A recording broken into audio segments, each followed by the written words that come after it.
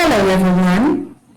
Welcome to Faith Beyond the Labels with Liz, where stories shine, faith ignites, and every soul finds its flame. I'm your host, Liz. I'm a mom, I'm an educator, I'm a faith-led advocate walking this journey with you. So whether you're navigating neurodiversity or parenting with a purpose, or even rediscovering who you are beyond the labels, listen, you've come to the right place. Let's go deeper than diagnosis. Let's uncover identity. Let's live beyond the labels. So tonight, we're talking about a very common topic as we talk about neurodiversity, right? And we're talking about masking. We're also talking about late diagnosis, right? Now, we have just ended Autism Month, and we know that a lot of awareness has been done where this is concerned, but we're now in Child's Month, and tonight's episode is especially meaningful. Child Month is often when we celebrate children's voices, dreams, safety, and future. But tonight, we're also making space for the children, especially girls, whose struggles may have gone unseen, and the girls who may have looked bright but overwhelmed, capable but misunderstood, gifted but socially confused, high achieving but emotionally exhausted, fine but masking, and girls who may have been labeled too sensitive, too blunt, too talkative, too quiet, too dramatic, too disorganized in some instances, or perhaps not trying hard enough. But what if beneath these labels was something deeper? What if beneath the smile was undiagnosed autism or ADHD, or what we call AuDHD? Tonight, we're talking about these hidden realities of young women whose neurodivergence may have been overlooked because they might have copied or adopted or even masked. This conversation is not just about diagnosis, it's about identity, it's about mental health, it's about family, it's about school, faith, healing. Because when girls are missed, they often learn to question themselves instead of understanding themselves. So whether you're a parent or a teacher or a young woman or someone trying to just better understand a child that you love, tonight's conversation matters. Our theme, our topic tonight is different, not less. Unmasking autism and ADHD and AuDHD, or what we call AuDHD, in young women. Because different does not mean broken, different does not mean less, and late diagnosis does not mean too late. Our scripture I'm reflecting on at the moment, Psalms 139, verse 14. I praise you because I'm fearfully and wonderfully made. And that is said by the psalmist David, right? And that is something for all of us to remember. 1 Samuel 16, verse 7 says, man looks at the outward appearance, but the Lord looks at the heart. And James 1, verse 5 also says, if any of you lacks wisdom, let him ask of God. So tonight we remember God's design is intentional, even when it looks different. And sometimes what people misunderstand, God already understands fully. And so tonight, I'm happy and excited to introduce two lovely young ladies. So they're intelligent, they're courageous, and they have lived experiences that can help us better understand the hidden side of neurodivergence. Both are bright young women, both are resilient, both have navigated school, navigated social expectations, identity, and faith in ways that resonate with many families listening right now. And their stories may help us really uncover signs that parents might miss. And also, it helps to validate young people, or it will help to validate young people who are still searching for answers. And it is hoped that it will be encouragement for schools and even churches to better support our girls who may be masking in plain sight. And so I just want to say welcome to Miss Tavia Turner and welcome to Miss Jada K. Richmond. Hello, how are you? How's everyone?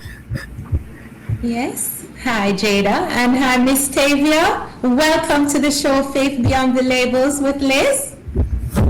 Yes, so I'm going to allow you to just tell the audience briefly about yourself, starting with Tavia. Who's Tavia?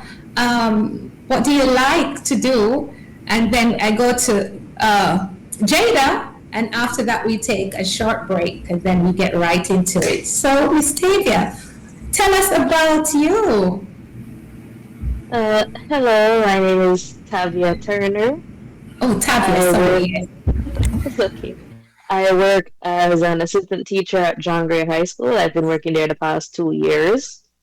And growing up, I was always seen as, the quiet child, good at school, but not very good at making friends.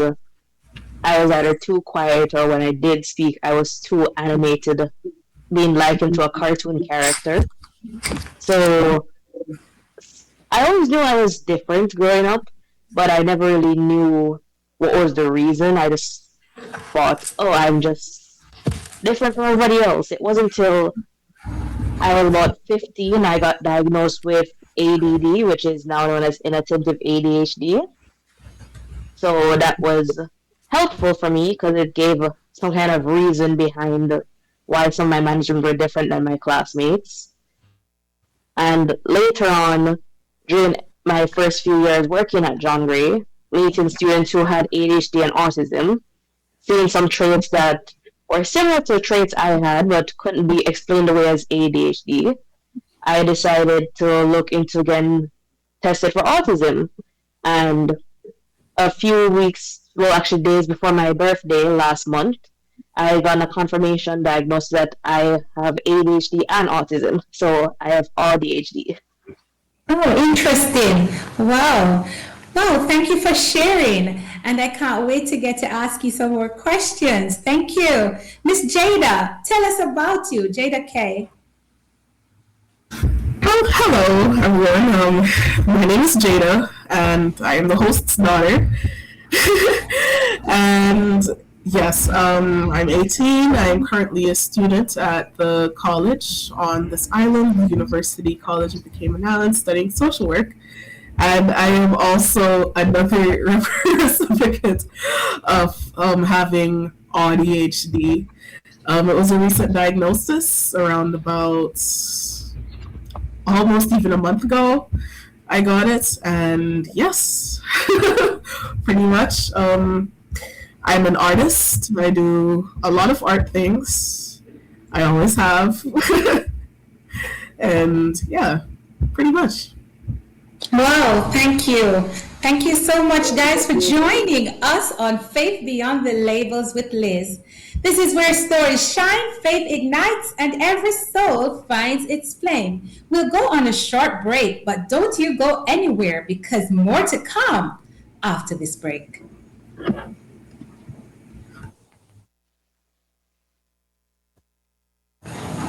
Need help to produce your podcast? Flashpoint Media makes it very easy. We can relieve you of the headache by recording your podcast for you. So, take the first step to getting your content to your desired audience. Contact us here at Flashpoint and your podcast will be live in no time. Our website is www.flashpointmedia.ky or call us at 345-321-6969. That's 345-321-6969.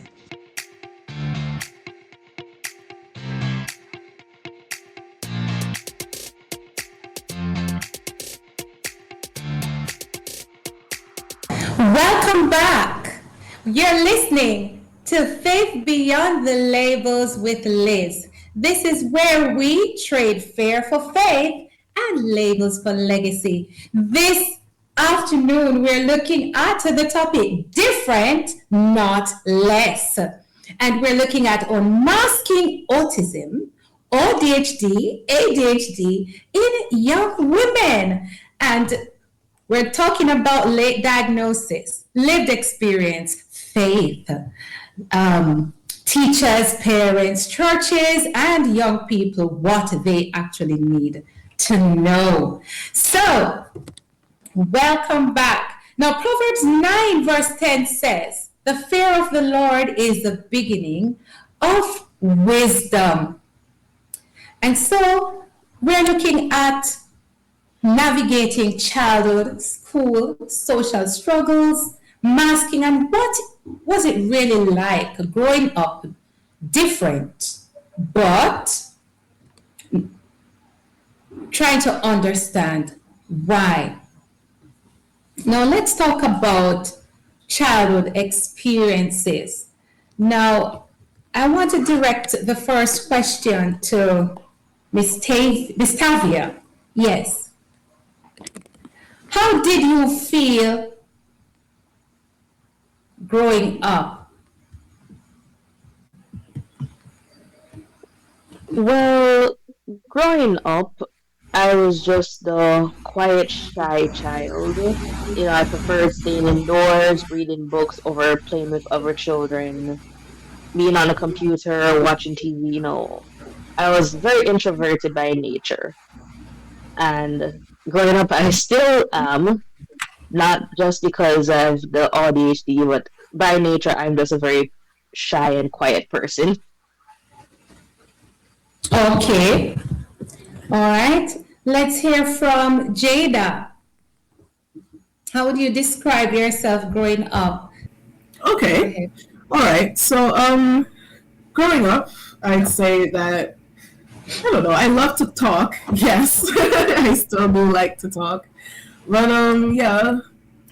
Well, it's the same. I was definitely in my books, especially an encyclopedia, because the different things. Because although I liked talking, it was kind of hard. So I ended up, just talking to myself and reading books so I could have more conversation topics to speak with to people who would listen, So I did love to talk a lot, but of course, growing up, I had to, how do I describe this? I had to definitely change the way how I spoke because, I spoke, on and on and on and on.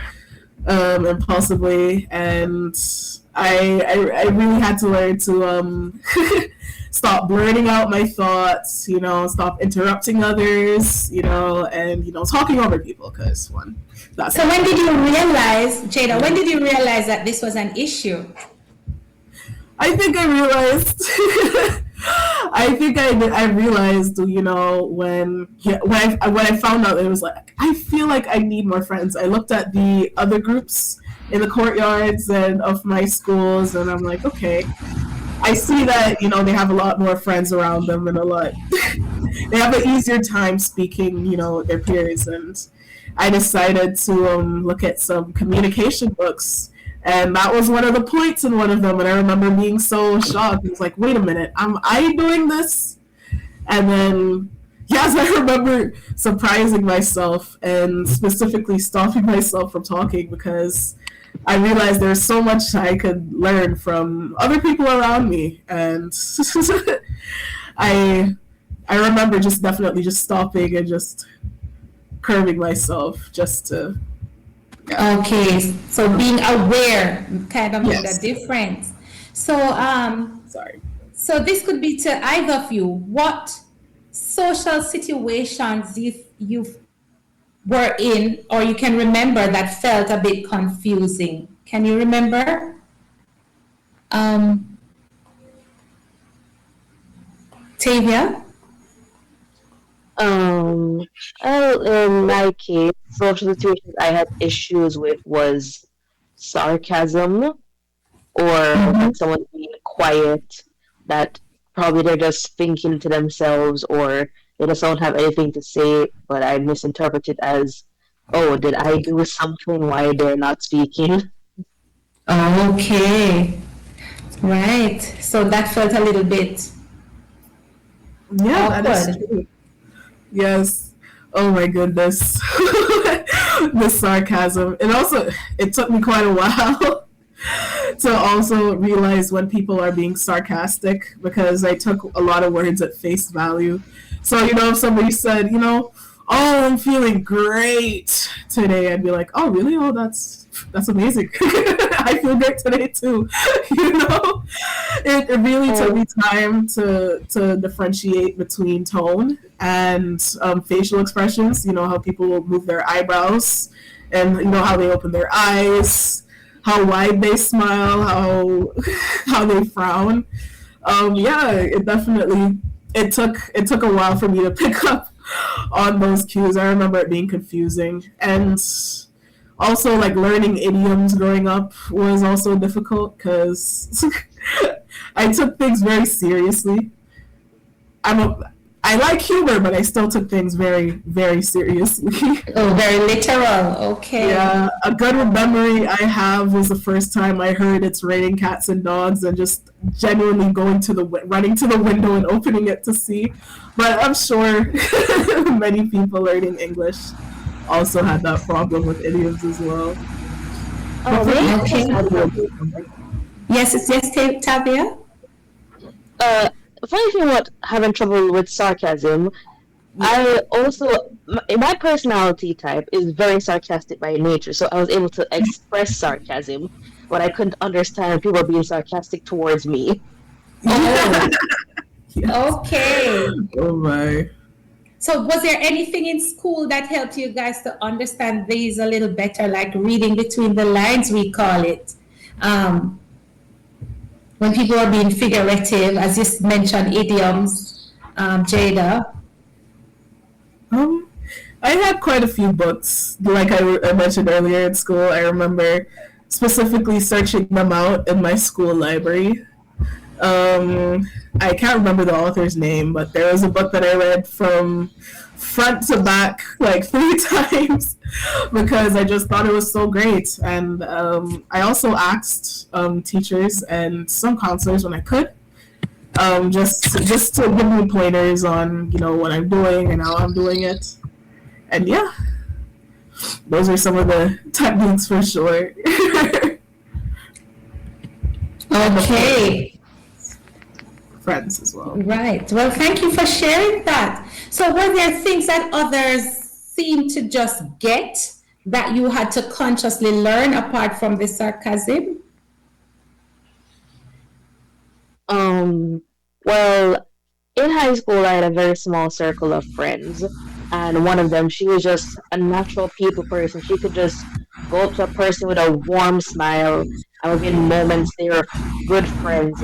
Whereas me, I was a little more reserved. I would take time to observe the person's mannerisms and just a lot of time observing people before I had the nerve to go up and actually talk to them. A habit I still have. I tend to observe everything around me before making a move regarding anything. Okay. Yeah, Wow. and that's so true. You have to observe, and I remember, yeah, I I also struggled a lot with my body, my positions. So, relaxing your shoulders, relaxing your eyes, not staring, remembering to smile, things like that. I remember, being told by my classmates, one day, where I remember a conversation, I was in high school and I thought I was doing pretty good. I was like, you know what? I think I got this. I think I got it. And then one of my friends was like, Gina, you're just so hard to read. Like your body doesn't match with what you say. It was just a random heart to heart, and I remember being so shocked. Like my body language didn't match with the language coming out of my mouth, So I was like, wow. And generally it took a lot of hurtful observations like that for me to pretty much improve, I'd say. Okay. Thanks. Wow. Wow, thanks for sharing that. So, did adults misunderstand any of your behaviors? Oh yeah. Would you say? I'd say so in my case. Like, my teachers thought, oh, she's just shy, she's just busybody, she just can't express herself very well. It's all just chalked up to being the quiet child who likes books. Okay, so then that's instructive for teachers not to just overlook those that are typically quiet. Yes. So what about you, Jada? Was there any time you remember the teachers misunderstood you? And how did that make you feel? Yes, definitely. In school, I remember I always had problems with just giving in my work on time. I know that always shocked students. That always shocked teachers because it wouldn't look like that from my test results, which were usually perfect. Your hundreds, 99s. I was the type, teachers would be excited, to have me in their classes. I would communicate with them. I would get the topic. But when it came for example, test time, I had to sit down and write. I remember just confusing them out of nowhere. They'd be like, I don't know why Jada's having trouble with this. She's supposed to be smart. And I get that word a lot of the times, like, she's supposed to be smart. I mean, it would be like said in like passing, like sometimes if I got like an 8, if I brought in something late, a teacher said, oh, I expect so much more from you. I remember that, hurting me a lot, where I'd be like, I'm trying. I am trying my best, actually, but it just looks like I'm not. It may have looked like I'm not trying, but really those were the symptoms coming out. For example, where I'd lose things in class all the time. I'd lose my books. I'd lose just generally important things of mine. And, they'd call me scatterbrained. But yeah, and so on and so forth. When really later on I found out that these were just symptoms of an inattentive impulsive ADHD type. So yeah, it was definitely hard in my life to speak to the adults. Really, they because it'd be confusing to them. They'd be like, "Are you doing this on purpose?" I think I get that question from my father a lot. Am I doing this on purpose? But no, not at all. You know what I'm saying? Okay. So, what do you now recognize as early signs? If you could think back, what do you think are early signs? I'd say, what I've mentioned before, definitely a lot of just, behavioral signs, like forgetting daily activities, things that, other people see as something that you should just get immediately, like remembering to do something as simple as, like brushing your teeth in the morning, things like that. Signs like how well they sustain attention in conversations, and how they show attention, because sometimes it may not look like they're paying attention when they are. Some there are many signs like that where it may be seen as, yes, shyness, aloofness.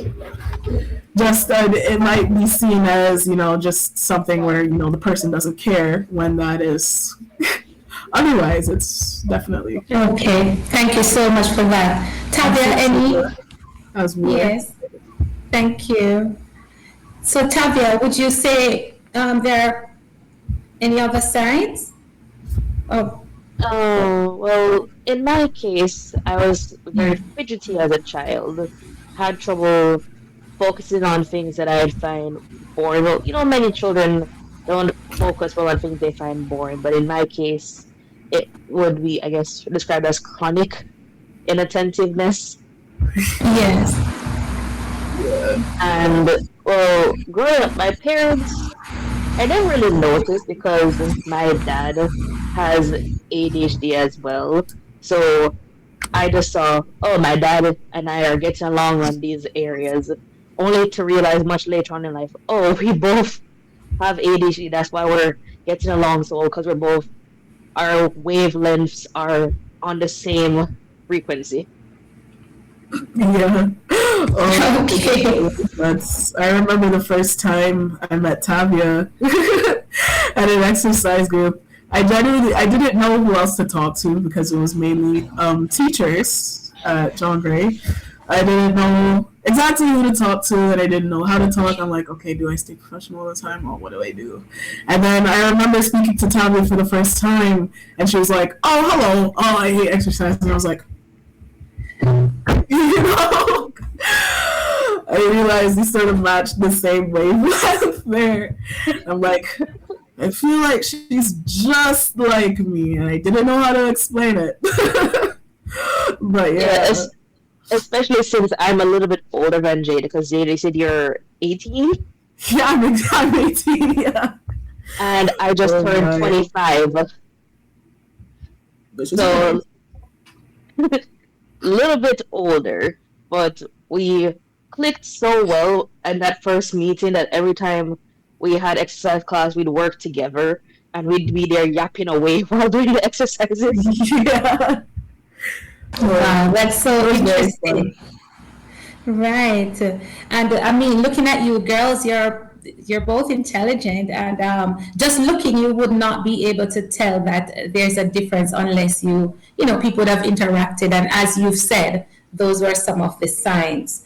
And so, for our audience, if you're just joining us, you're listening to Faith Beyond the Labels with Liz. And I'm here with two lovely young ladies, and we're talking about being different, not less, unmasking autism, ADHD, and AuDHD in young women. And so we had been talking for some time on, what it's like growing up with this neurodivergence,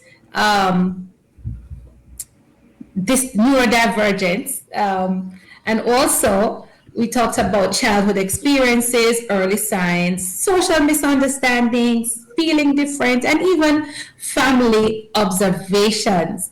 But now I want to talk more about academic strength, the early school years. What was that like?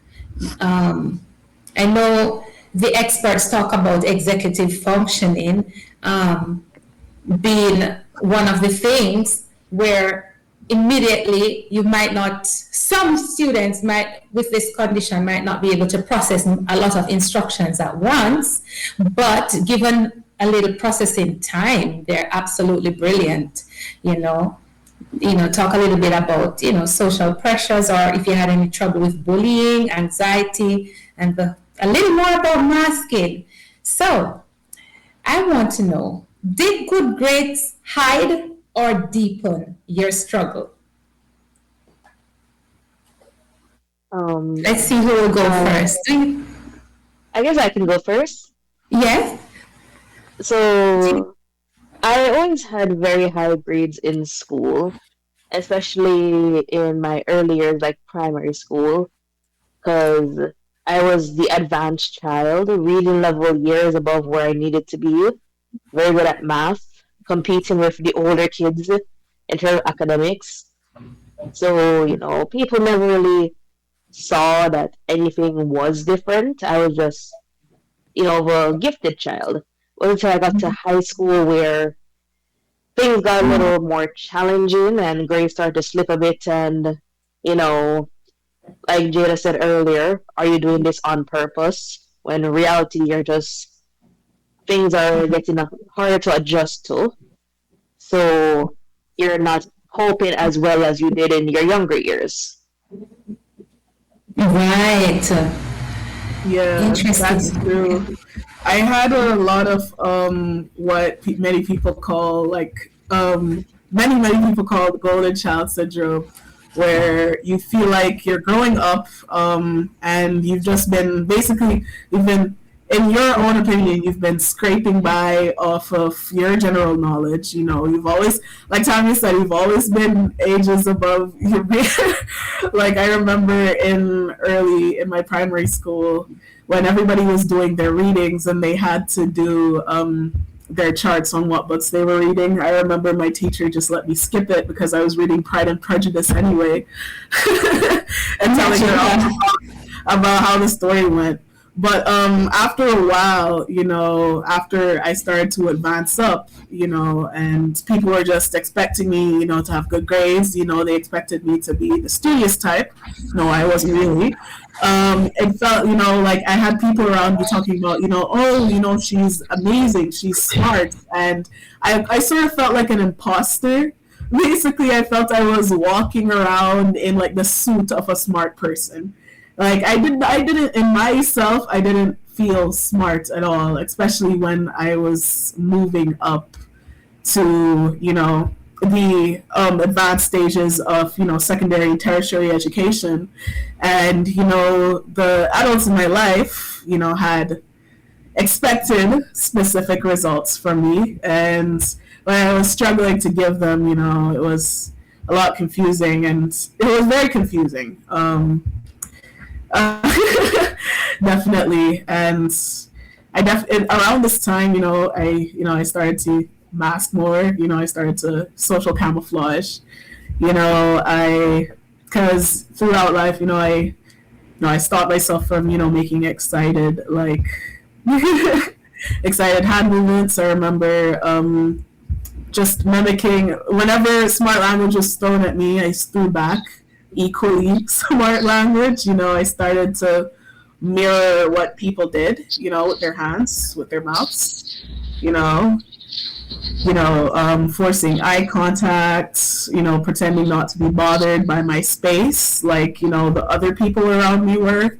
So, whenever, something was bothering me, something that a normal person would be bothered by, like the AC chipping on and off, or just other things in my environment. You don't say all of that because a normal person doesn't get up in the middle of class and be like, oh, this is too overwhelming, and then they leave. Like I couldn't, I couldn't do that. So Wow, and imagine that the adults I around definitely you. also was a type to. That's my computer. Okay, and so the adults around Sorry. you Yes. perhaps wouldn't even know all of that was going on in your head. Um, that's really No. interesting. No. No. So, and you talk about feeling this pressure to hide, this imposter syndrome. We've heard about the imposter syndrome, and many people go through it, not necessarily those who are neurodivergent, who just may feel That's true. that they're not able to do something, and even though they well and truly have the ability, but they're maybe harder on themselves, you know? Wow. So, Oh, did can I you just ever, at any say? time, Miss Tavia, Yes, it Yes. was guys like academics. In high school, when things started become more challenging, I originally was studying the sciences because I wanted to go into medicine. Yes. But after my external results didn't turn out so great, I was like, oh, well, that plan's out the window, but I was doing good in computers. So I decided, Mm. oh, I'll do computing in sixth form. External results came back for that. Computing results were not the best, and I was like, oh no, the two things I liked and are good at did not turn out well. What do I do? So Wow. I was panicking a bit, but I decided, you know what? I can still try with computers. So I went to university, and the areas I struggled with in school, I practiced. I'm a bit of a perfectionist, so I would go over things multiple times to ensure I got them right. And eventually, I graduated university with a computer science degree with a GPA over 3. So in the end, things worked out well for me. Beautiful. That's lovely.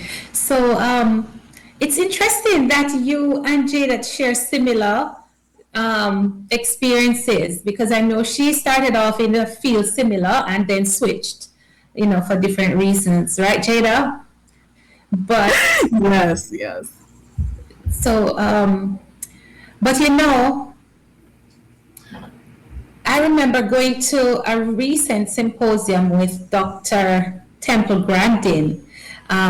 It was recently held at John Gray, and she did a presentation as the keynote speaker. One of the things she mentioned was that it's good for individuals with autism to specialize because you tend to be good at whatever you're interested in, and when you specialize you're happy in happy careers.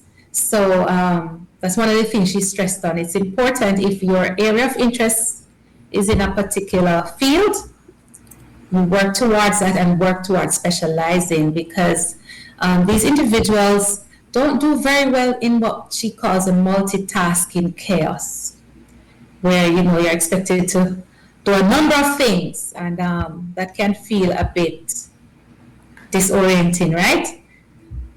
Uh, Actually, in relation to that, my high Yes. school, Manchester High in Jamaica, Oh, that's when we my were in high school. third form, picking our subjects that we do in upper school, we had to do something Yes. called a career portfolio, Yes. where we do personality tests based off the 16 personality types and do like various quizzes to determine what career paths would work Yeah. best for you. So for me, that was very helpful because it gave me an idea pretty early on what areas I could try going into. Okay. And it was Wow. helpful for students who were neurotypical because it also gave them ideas of what they could try based off their interests and skills. Oh, nice. Lovely. That's interesting. So,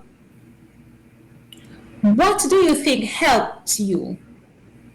Because you've mentioned a lot of how people misunderstood you at times, but when you could think back at the things that were very helpful, whether it was a strategy or what adults did or what someone did, what are some of the things that actually helped you? And maybe what are some of the things that the adults did that they thought was helpful that was really not? Um, well, one thing that one of my teachers did that was very helpful for me when you're in upper school, you have 2 hour classes, and having ADHD, you can't really sit still for 2 hours straight very easily. Hmm.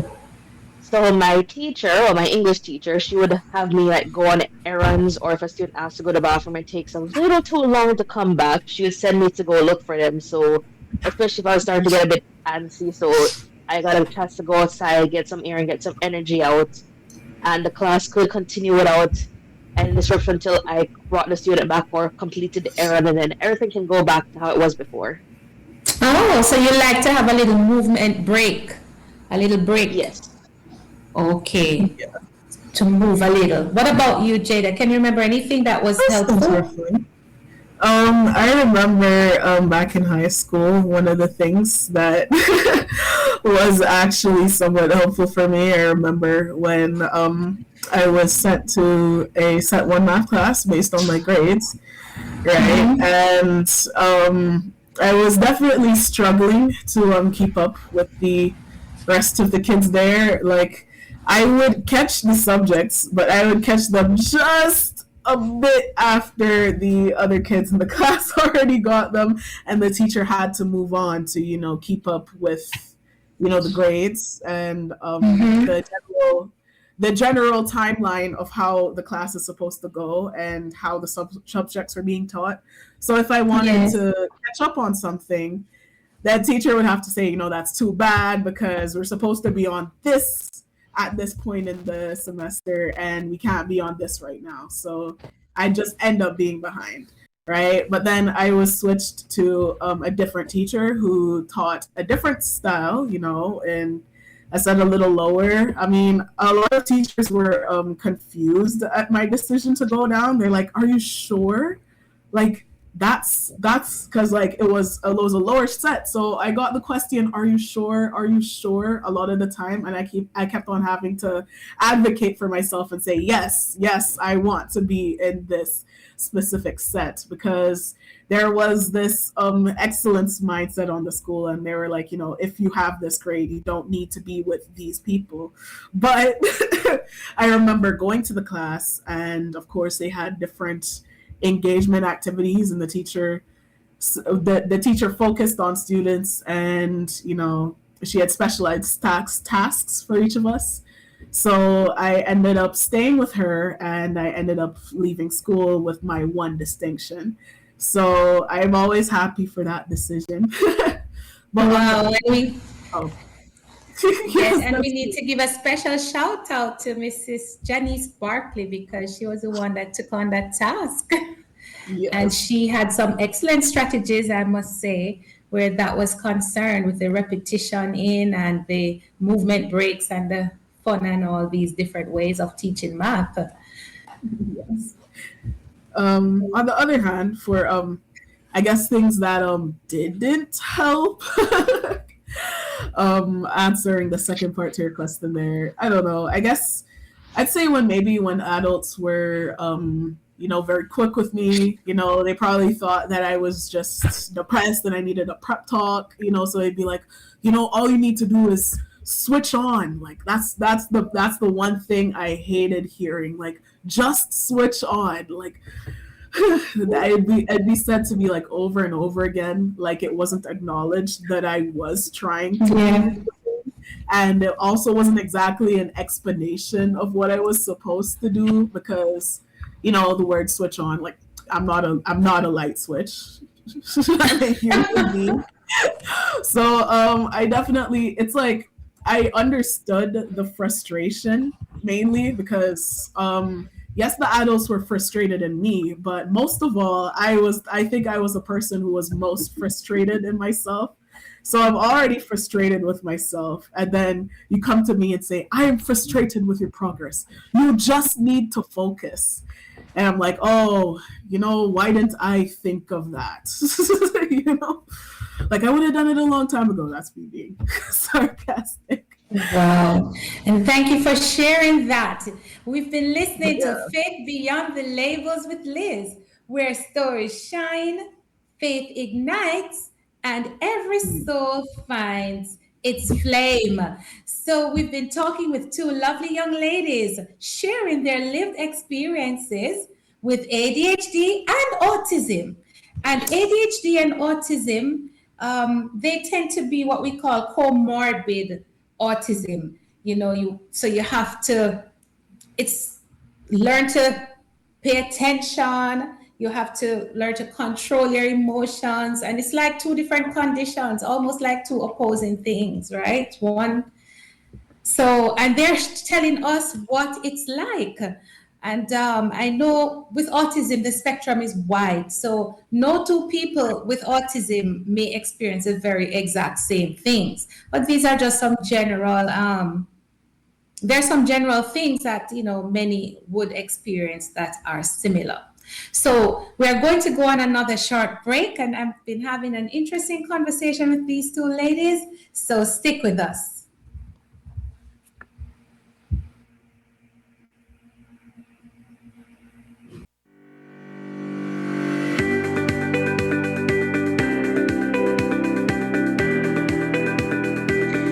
When you need ultrasound that's safe and effective, you must visit Asai Ultrasound Imaging. They're conveniently located at number 4 Chestnut Center, Smith Road, Georgetown, Cayman Islands. With experienced technologists with over 20 years experience, their friendly staff will make you comfortable while you get your procedure done. Asai Ultrasound Imaging is open Mondays to Fridays, 9 a.m. to 5 p.m. and 9 a.m. to 1 p.m. on Saturdays. Call Asai Ultrasound Imaging 345-949-2454 or 345-938-3426. That's 345-949-2454 or 345-938-3426.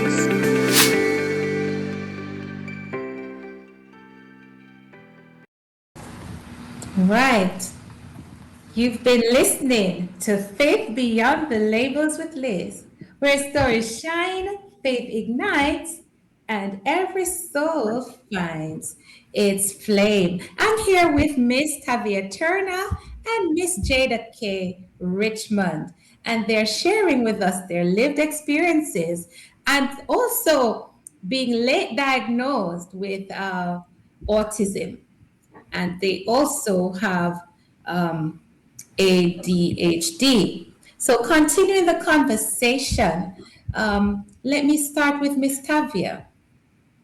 As we now go into looking at diagnosis, mental health, and identity, what led to you having this diagnosis? Well, my original ADHD diagnosed when I was 15. At the Yes. time, I was having behavioral challenges that, some people saw as just being a rebellious teenager. Other person saw as something might be wrong. So my parents decided to get that checked out, and turns out I had inattentive ADHD and also Okay. had a bit of anxiety. So that was a neat little stewing pot that I had it going on in my head. Wow. Inattentive ADHD. So I used to think of ADHD as in someone being fidgety, can't keep still, right? Was that what it felt like for you? I did. I was very fidgety, yes, but sometimes there'll be times where it's like I zone out completely. So I'm there, but I'm not mentally there for who knows how long. Okay. Was this like this similar for you, Jada? Yes, actually, I'd have multiple moments where, yes, where it would be like, yes, the lights are on, but nobody's home, as many Oh my people gosh, would that say. sounds extreme. I'm sorry for short amounts of short periods in class, but it wasn't really because I would say that I was bored. Sometimes what happened in classes that I'd actually really be interested in. But yes, because there is a lot more to yes ADHD other than the kids bouncing off the walls, which is why for other kids who have that more impulsive side of ADHD, the hyperactive impulsive presentation. They may be diagnosed much earlier than your 15, 16, 17, 18 because, they're quite literally bouncing off the walls, not able to sit still whatsoever. Then the adults will be like, oh, yes, this kid might have ADD or something because they're not listening to me. But for me, it was more, just acting without considering consequences. Very inattentive, as I was saying earlier. Forgetting things all the time. Um, being anxious, talking excessively, interrupting others. But yeah. Okay, and it's so just listening to you ladies speaking so eloquently about your condition and knowledgeably, it's kind of telling me that you guys have learned a lot. Is it since diagnosis? Would you say, what does it feel like being diagnosed now? Is it Um, helpful? I'd say it's helpful because, being a person of science-related disciplines, everything needs a reason or something behind it. Yes, So having this diagnosis is like, okay, this gives me a roadmap I can work with. Means I yes, can cope if this obstacle comes up. Here's how I'd manage it versus this obstacle, or anything that comes up. I have a general idea, a roadmap, something I can work with to help me get through this obstacle easily. Thank you. So Yes. Jada, do you feel relief or grief or clarity? What is it you feel since the diagnosis? I don't feel any grief. I think at least I'd say that's probably the grief aspect was probably coming from my early years. So I didn't know anything at all. It's good to know. It is good to know. It's good to once you have it's good to have a basis that you can work off of. It gives the professionals in your life something where they could it specifies the problem and it helps you grow from it. So it also helps you when navigating people who are just like you and how they've dealt with it and overcome it, so you could sort of backtrack and figure out what have I been doing that's right and what have been doing that's actually harmful, and so on and so forth. It's actually it's clarity, really. It wasn't really surprising to me because I was very into healthcare before that, but it was also a comforting fact to know, at least. Wow, thank you for that. And Yeah. so I just want to ask you guys now that you have a diagnosis, what are some strategies that you have learned to use since knowing the diagnosis that you could share that would have helped you? Or if you're going through a particular struggle, with whether it's with schoolwork or whatever, any strategies you've learned since, Tavia? Um, well, strategies, I do have strategies, but they feel more like just habits I've developed over my life. Okay.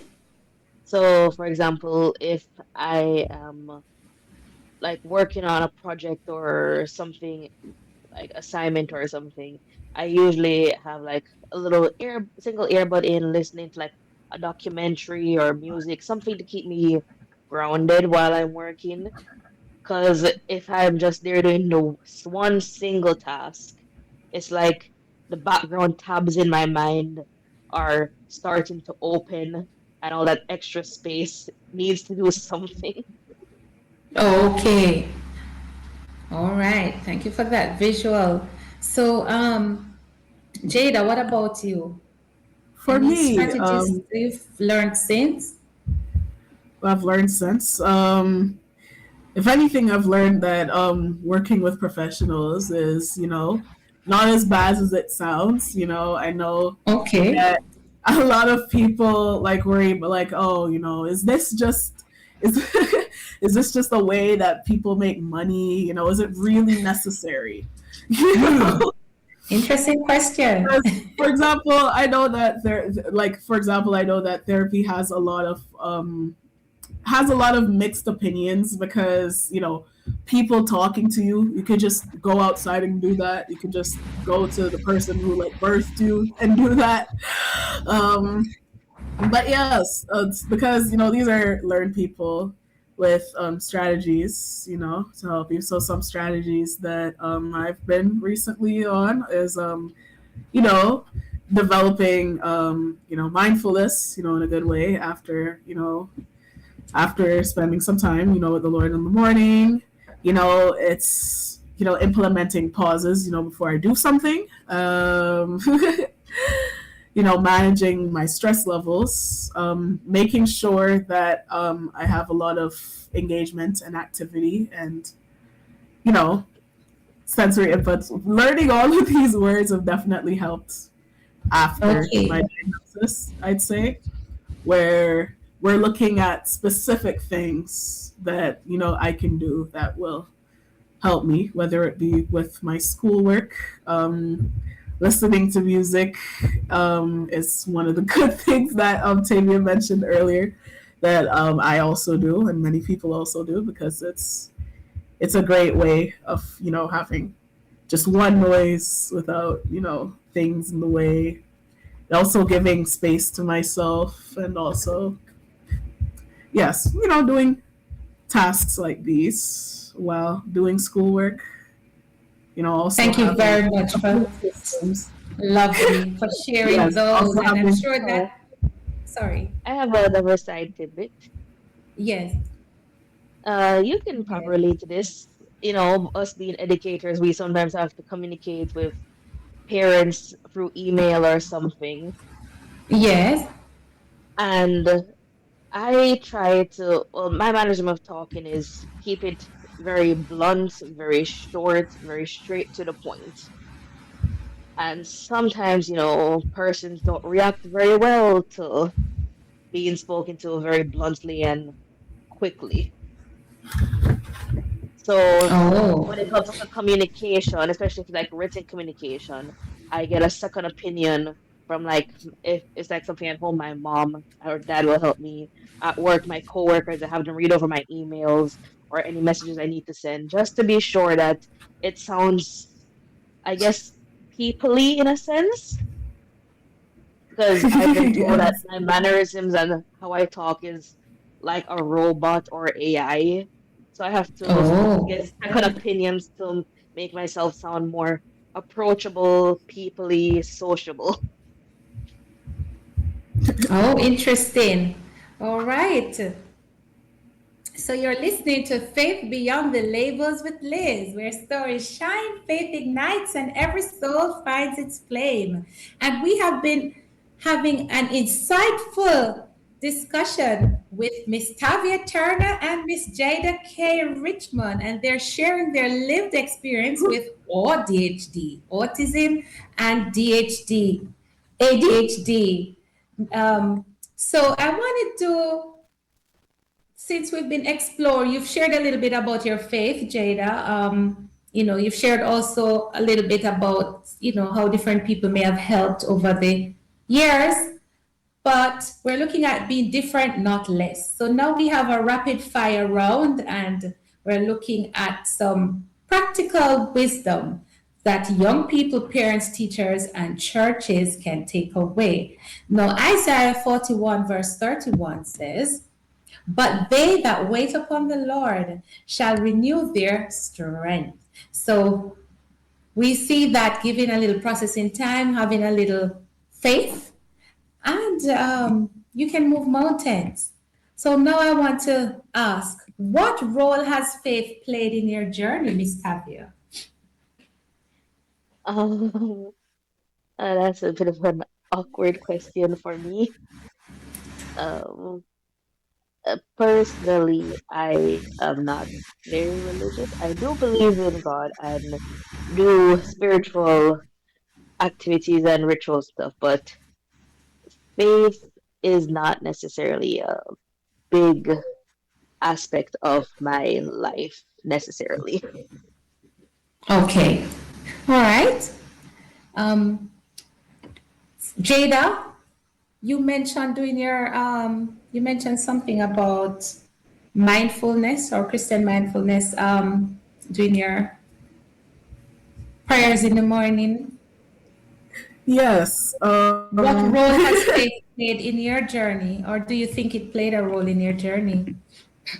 I mean, of course it has, because I remember there are some times where it felt like, I don't have, any friends, or I have parents, but they're not exactly, who I want to talk to. So sometimes it just felt like, it was me and, the Lord, right? And of course, there are some times earlier in life where I get frustrated, really frustrated at how my life is going. And I'm like, oh, man, I don't even know if I believe, where you get like really angry and just you almost throw a little bit. But you've had those low moments, but I've just really learned to just overcome, take a bit and just think about, my faith. And yes, and I talk to the Lord. Okay. Sure that, Thank you.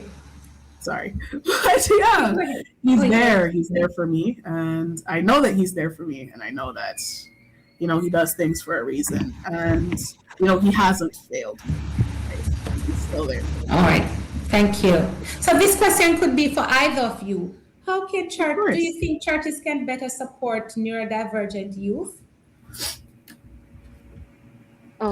Yes, I do think so, because unfortunately, you do know that not just with churches, but older people have superstitions about like neurodivergency, mental illness, those things. Some people believe, if you just pray hard enough, it'll go away. But these things don't go away. They're just an aspect of a person. So Right.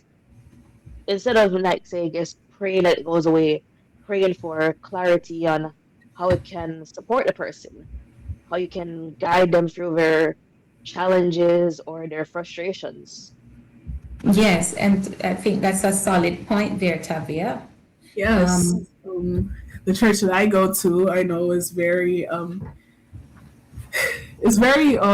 and forward to people who are neurodiverse. I know that the leader, the youth leader at my church, is actually also a neurodiverse person. So I know that I sort of clicked with her immediately when I went to my church, and it's one of the places that actually it made me more confident, in Christianity, when having those people at the church and having people who also understand, because it does so much for a person who is struggling and who wants to stay with the faith. Because I'd say the church does help, because I remember I used to be with a church that on the outside, was it had a lot of things that for the youth to do. So, on the outside it looked like, the perfect church, right? Like, why wouldn't you like it?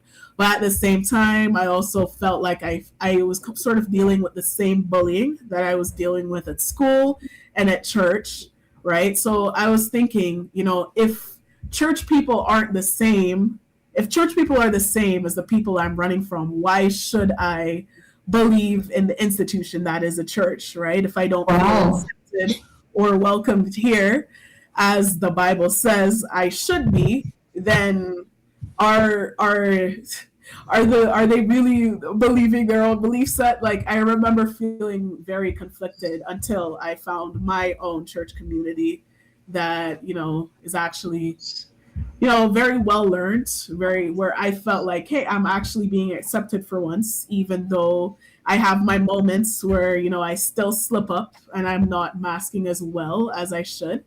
Because so I'm thinking, oh, they won't talk to me anymore, or no, they were very accepting, and there I was still able to learn about their doctrine and interact with them, and it really made me learn more about the religion that we have. And I just found so much of just a difference when it comes just by having a little bit of acceptance and understanding.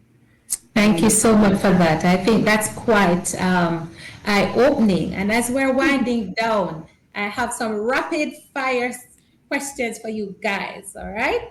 So ladies, it's now time for our different, not less rapid fire round, I'm gonna call it.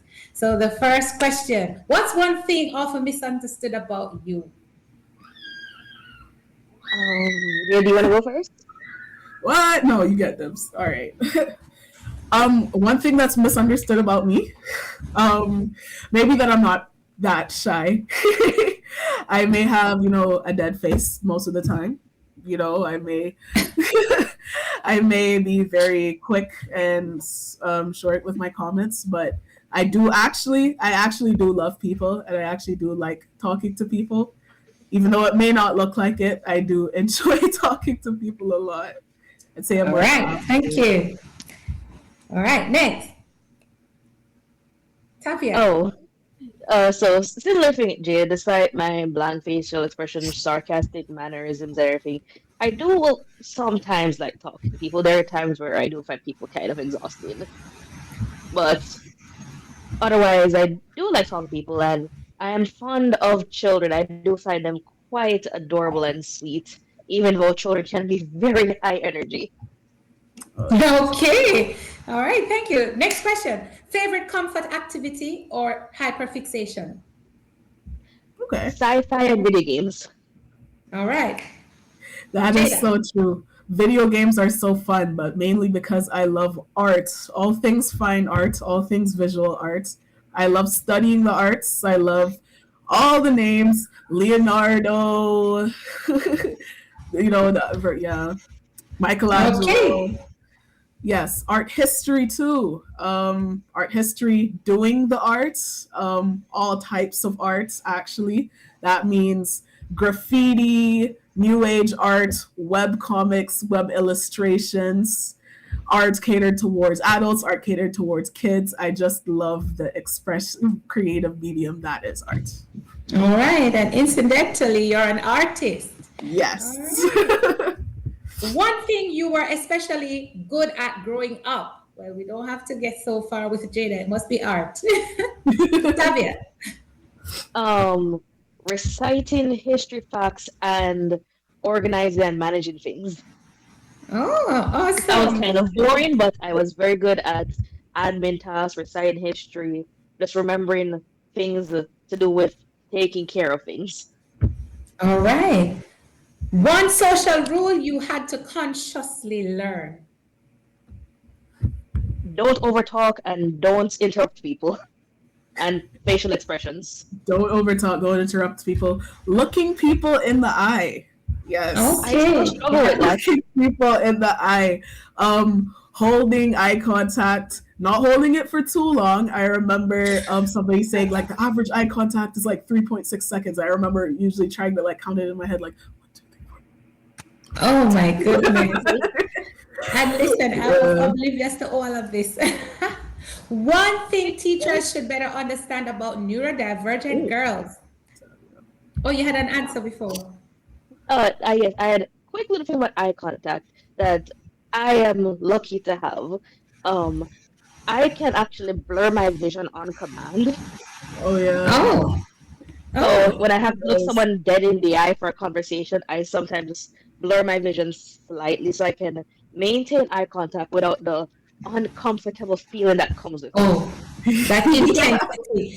So, that sounds like a strategy that can be used. So, if you're trying to be socially, um, trying to be what we call not socially awkward, then you Yes. want, you need to make eye contact. So, you're saying blur your vision a bit, just to make sure you're fitting in socially. Blur your vision a bit. Yes, Look upon a specific detail that's around the eyes. Oh yes. Okay, because it can be quite intense for some neurodivergent individuals to look someone straight in the eye. All right, thank you for that. So, what helps when you feel overwhelmed? Oh. What's your question before music that? and breathing exercises. Music and breathing exercises. Yes. All right, favorite Bible verse or faith Right. reminder? Okay. I have plans for you, declares the Lord. Plans to prosper and plans to. Yeah. Jeremiah, okay. Yes, Jeremiah. Um, Love that one. do unto others as you'd have them do unto you. All right, love that one as That's a well. wonderful one. Yes, do unto others as you'd have them do unto you. One word that describes your journey. Arduous. Arduous. So,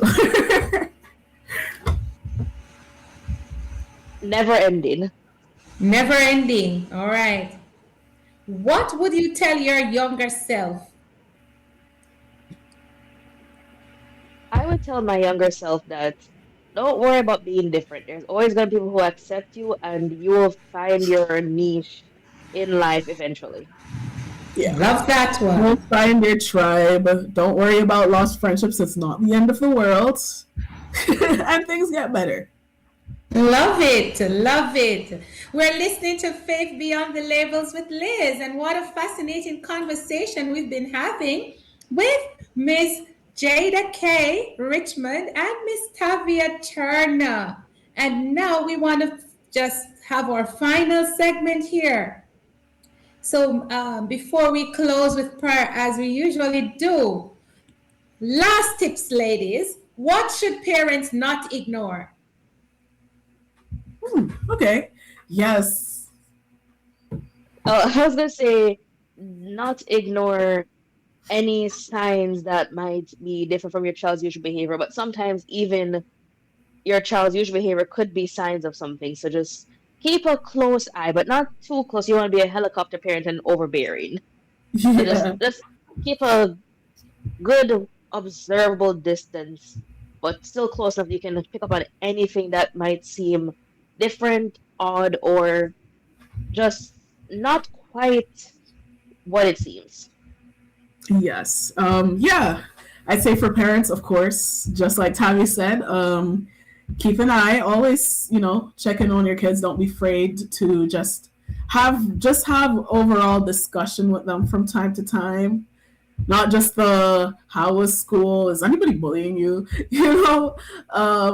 Have conversations. And yes, like I think we had a question earlier that was like, what makes like girls different. Just yeah, when you're checking on their behavior, like if you have a young child, like paying attention to how they play. I know that play is actually very important. Just paying attention, yeah, to how they play, how they interact with objects and people around them, and yeah, just observe, see if anything concerns you, and don't be afraid to investigate it at all. Lovely. From doing Wow. that. That's insightful. What should schools do differently? Miss Tavia, since you're in the classroom. Uh, well, I do think that schools should. Well, I think training is important for teachers in general. Sure, we might not Yes. have necessarily the resources or staff to go around to help all neurodivergent children or children who potentially could be neurodivergent. But I think that training teachers on recognizing signs, like we do with child abuse, signs of neurodivergency, could help and give them strategies and ideas of how to manage students. Because some students, aren't diagnosed, so they're stuck in a mainstream, bigger classroom and they're struggling. But if the Yes. teacher has an idea, they can like reach out and say, "I'm here. I see you. I can help you through this." I love that. I'm Yeah. here. I see you. I can help you through this. All Yes, right. What would definitely. you say? Oh, Sorry? no, sorry. I was going on the question, but if you have more to add to All it. right. What would you say to girls who feel different? One last word? I would say difference doesn't make you less. Difference is just everyone is different. No one is exactly the same. There will be your group of people who will accept you even if you're different. And if not, learn to love that you are you. Okay. What does different, not less mean to you? It I means think, that. Oh, go ahead, Jada.